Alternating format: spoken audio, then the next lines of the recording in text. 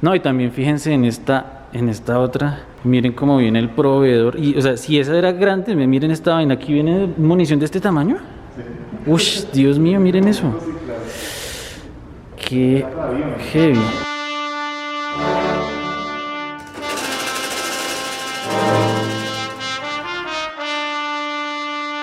¿Qué hubo, pelados? Bienvenidos a un nuevo video. Aproximadamente hasta 1994, en la antigua glorieta de la calle 100 con 15, permaneció un monumento que el gobierno de Corea le obsequió a Colombia. Se trataba de una pagoda de granito que adornaba y embellecía este sector. Sin embargo, cuando se inició la construcción de lo que es ahora el punto de la calle 100 con 15, su puente, su glorieta y sobre todo el deprimido, este monumento se retiró y prácticamente nadie más volvió a verlo. Entonces, ¿qué sucedió con esta pagoda? De hecho, ¿por qué el gobierno de Corea le regaló una pagoda a Colombia? Eso es justamente lo que vamos a averiguar el día de hoy. Dejemos de hablar tanta carreta, sin más preámbulos, ¡vamos allá!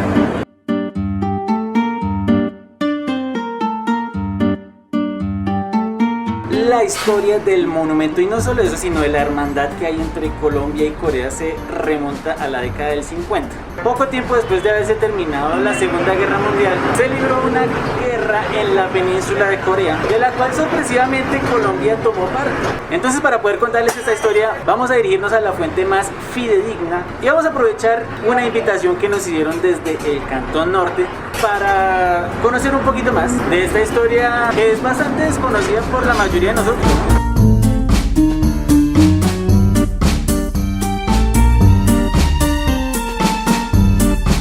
Bueno, pelados, hemos ingresado al Cantón Norte, pero ingresar acá no es como que uno venga de pasadita y se mete, no. Esto es una gestión que muy amablemente nos ayudó a adelantar Emilce, que está justo por acá. Hola, Diego. Saludos. Hola a tu todos. hija. Hola, hija.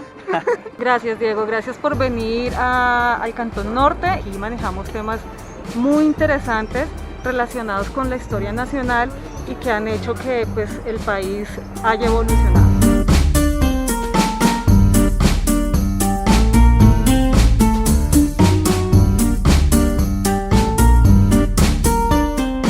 Bueno, ya estamos dentro del centro histórico de infantería y en este salón pues encontramos armamento histórico, uniformes, objetos relacionados con la participación de Colombia en la guerra de Corea.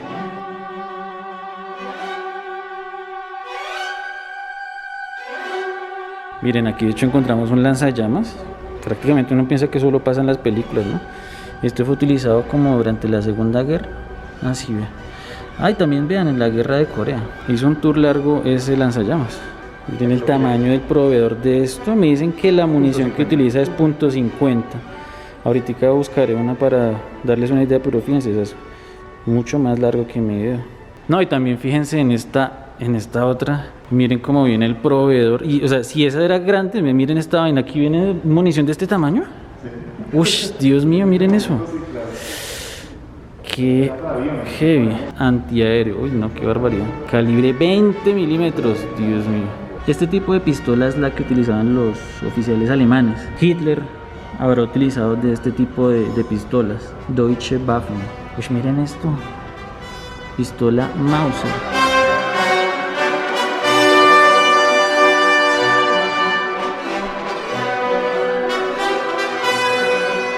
Rafael nos estaba contando algo súper curioso, y es que imagínense que estos cañones todo el tiempo están generando un sonido. O sea, obviamente esto lleva sin actividad décadas, pero tiene un sonido muy particular. Voy a ver si de pronto el micrófono lo alcanza a captar. No, en este lo escuchas. Este también.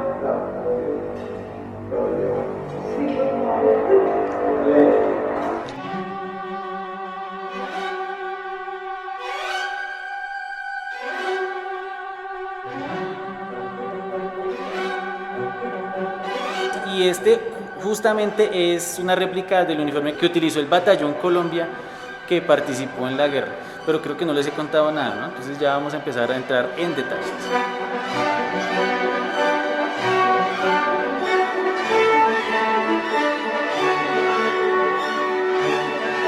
se había terminado ya la Segunda Guerra Mundial, se dividió la península de Corea y se definió que pues quedaría Corea del Norte y Corea del Sur. Sucedió entonces que hacia 1950 Corea del Norte decidió invadir a Corea del Sur.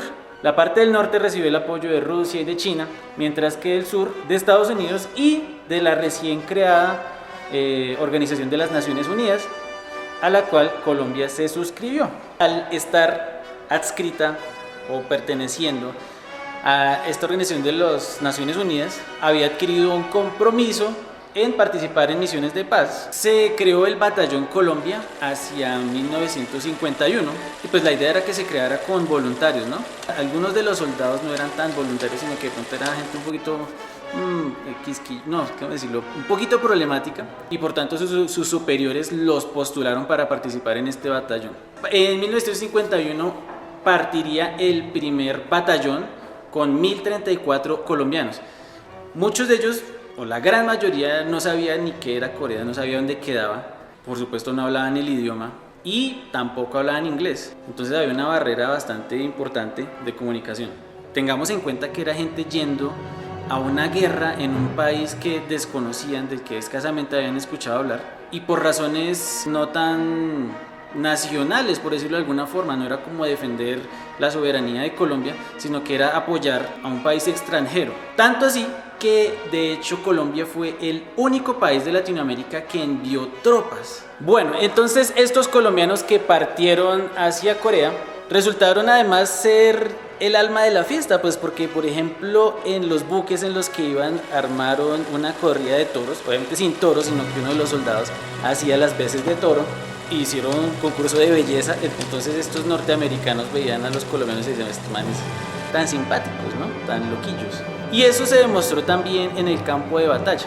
Ya en territorio, el batallón Colombia fue designado a la primera línea, o sea, los que recibían directamente fuego, principalmente de soldados chinos, porque la gran mayoría de los soldados con los que se enfrentaron eran chinos. Las historias de guerra las hay por muchos, porque además estuvieron más o menos 2 años la infantería, los soldados así de a pie, por decirlo de alguna forma. Hay grandes hitos que demostraron además el valor y, por decirlo de alguna forma, la mística de estos soldados. Entonces existe la historia de Cerro 400, que era un punto estratégico que además no habían logrado tomarse los aliados. Entonces el Cerro 400, los colombianos, en una muestra así, digámoslo, de chavitades, se lo tomaron, tanto así que los soldados gringos, ellos mismos decían como: estos manes están locos, o sea, ¿cómo se les ocurre meterse a ese punto?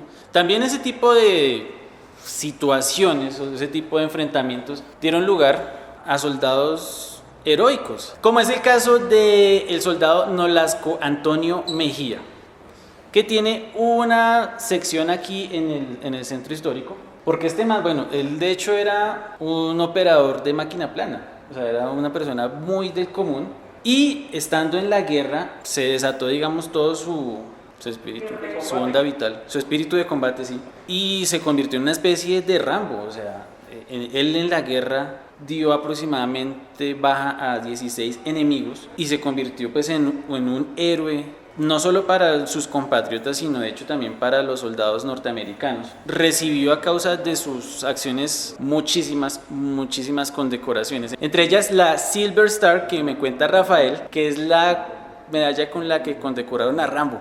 Y no solo eso, también lo condecoraron con el Corazón Púrpura, que también es una condecoración altísima que da Estados Unidos. Aquí en Colombia pues también barrió con todo, desde su formación de ocupar los primeros lugares hasta llegar al punto de recibir la Cruz de Boyacá, que es la máxima condecoración que se entrega a un integrante de las fuerzas militares.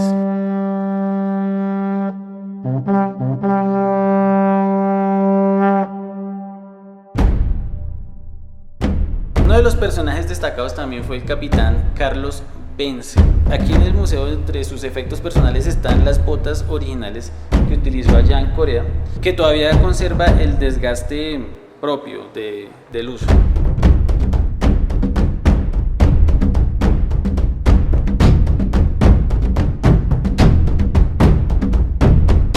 En el 53 se libró la batalla casi que de las más sangrientas de toda la guerra, que fue la batalla de Old Baldy, y fue en el que se causó la gran mayoría de las bajas del batallón Colombia. Los números varían entre 5, 8, 15 y hasta 45 soldados que habrían perdido la vida en este enfrentamiento. Uno de los testimonios cuenta que uno de los soldados recibió una ráfaga de metralla en todo su torso, y lo que él solicitó a sus compañeros era que lo dejaran con su ametralladora y con sus cargadores. Al momento de la retirada pasaron junto ya al cuerpo de este soldado y vieron que él había utilizado todos sus proveedores. Quiere decir que estando herido de muerte, pues no dejó de pelear, no dejó de luchar y siguió enfrentando al enemigo desde su posición y ya estando moribundo.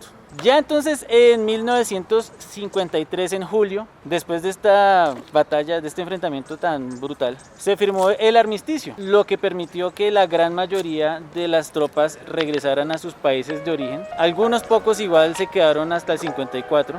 Ya con esto pueden dilucidar el papel que jugó Colombia en esta guerra, y eso ocasionó pues que de alguna forma Corea se sintiera más que agradecida con el batallón Colombia, un batallón de más de 5.000 soldados y 3 buques de guerra. Entonces, 20 años después, el gobierno de Corea le obsequió a Colombia este monumento de granito, que es lo que nos lleva a toda esta historia.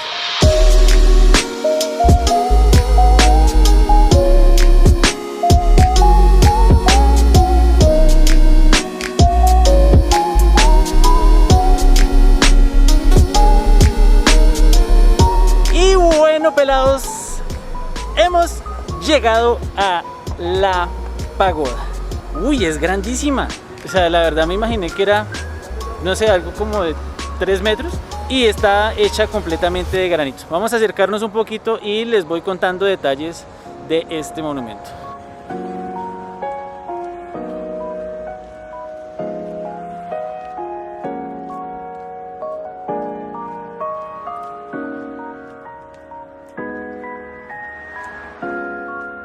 Por sí solo el monumento ya es bastante impresionante, pero tiene una historia detrás muy llamativa. Imagínense que todo lo que estamos viendo, todas estas placas de granito, todas estas pagoditas chiquiticas, fueron traídas desde Corea. No se fabricó aquí, sino que el gobierno de Corea lo envió pieza por pieza hasta el puerto de Buenaventura, y de allí lo trajeron a Bogotá. Me recuerda un poquito la historia del restaurante de Monserrate, ¿no? De Casa Santa Clara, que también lo trajeron de a pedacitos. ¿Cuánto puede pesar toda esta estructura? Es que fíjense el tamaño tan absurdo. Hay un dato curioso, y es que imagínense que el monumento de Héroes, que todos hemos visto, todos hemos conocido, inicialmente fue pensado para homenajear a los soldados del batallón Colombia de la Guerra de Corea. Lo que pasa es que más adelante se cambió su propósito, pero sí, el pensado original del monumento de Héroes era justamente eso, que fuera para homenajear a los soldados de la Guerra de Corea. A ninguno de nosotros nos gusta la guerra, no es el panorama ideal, ni siquiera es un buen panorama. Sin embargo, este acontecimiento dio fe de la mística que prevalecía entre los soldados de aquellas épocas. Una entrega, o sea, casi que desinteresada por ayudar a un aliado al otro lado del mundo. Los lazos entre los dos países son bastante estrechos. Incluso, y esto es muy importante, en Corea existe el Parque Colombia, y que espero que pronto podamos visitar nosotros mismos, ¿no? Entonces esta es una historia bastante importante. Lamentablemente hasta hace muy poco tiempo existió una ley de veteranos de guerra. Quiere decir que muchos de los veteranos y excombatientes tuvieron destinos bastante desafortunados. Solo hasta 50 años después de este suceso se le reconoció una pensión a estos combatientes. Entonces muchos de ellos murieron en la miseria, en la calle. A mí la verdad me parece bastante importante hablar de este tema, hablar de este acontecimiento que muchos llamaron como la guerra olvidada. Pues que sí, efectivamente, no todo el mundo sabe que Colombia participó en la guerra de Corea. Entonces espero que esto de pronto les dé un poquito de panorama de este importantísimo acontecimiento. Pues bueno, pelados, no me queda más que agradecer a Emilce por permitirnos y ayudarnos a estar aquí. Eres bienvenido y como te decía al principio, espero que todos conozcan un poco más de lo que es nuestro ejército de Colombia, de los hombres que trabajan día a día por este país. Y por supuesto también a César, que va a hacer el esfuerzo que quede aquí en el cuadro. Se puede decir que gracias al aporte del soldado colombiano en tierras orientales, pues se pudo constituir lo que es hoy en día la República de Corea del Sur. Y ese sentimiento de gratitud pues, que tienen ellos hacia Colombia se ve reflejado en este monumento de la pagoda, que es un sentimiento de hermandad que no se va a perder por mucho tiempo y que va a perdurar por muchas generaciones más. Entonces es importante para los colombianos conocer parte de la historia de nuestro país y dar gratitud a estos hombres que pues prestaron su compromiso en tierras lejanas, pensando siempre en la democracia y pensando en la libertad de otros. Entonces, pelados, eso sería todo por el día de hoy. Les mando un abrazo gigante a todos y nos vemos en un próximo video.